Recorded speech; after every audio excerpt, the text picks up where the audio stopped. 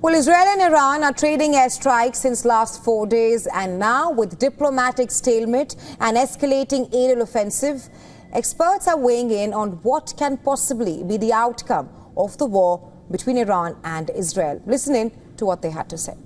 The United States was engaged in a process to try to get the Iranians more firmly on the reservation of the NPT, which is the accepted vehicle to stop the spread of nuclear weapons. And the Israelis have guaranteed, of course, that now is not going to happen. And I wouldn't blame anyone in Iran for thinking that the next step they need to take is to build their own weapons. And with the realization that if they had their own weapons, they wouldn't be getting pushed around like they are by the United States and Israel.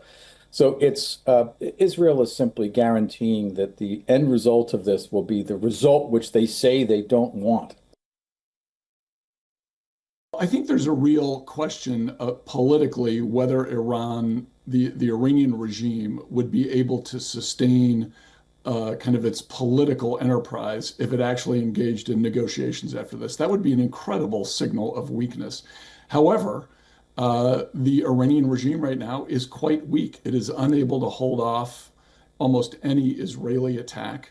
It offers no defense to Israeli drones and missiles and aircraft, whereas Israel is able to shoot down 95 or 98% of the attacks coming from Iran.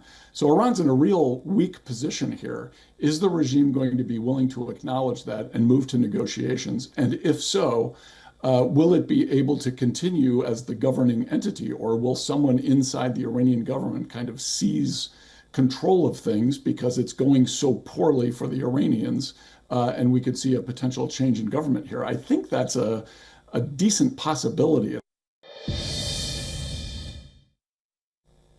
I think that for diplomacy and for strategy, U.S.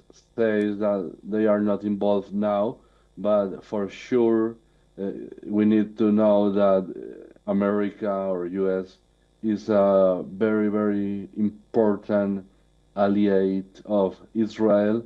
So for sure they are helping the Israelis and the government of Netanyahu in this war.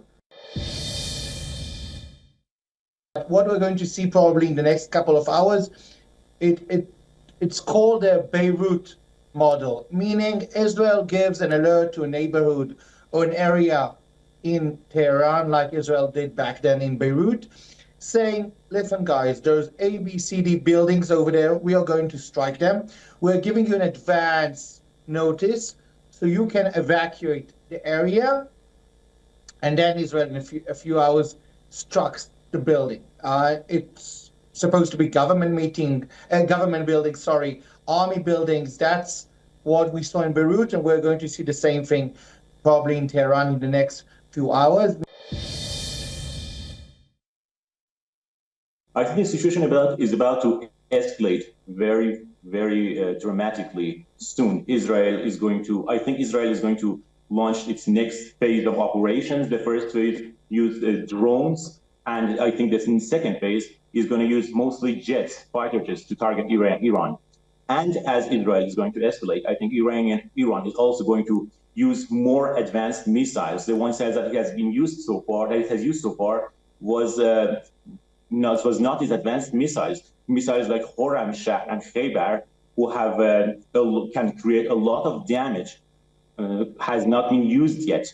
And we have seen over the past few days that Iran has used a number of missiles, like or 2 or 3 missiles in each of the strikes, 2 or 3 missiles that can really create good damage in Tel Aviv and Haifa.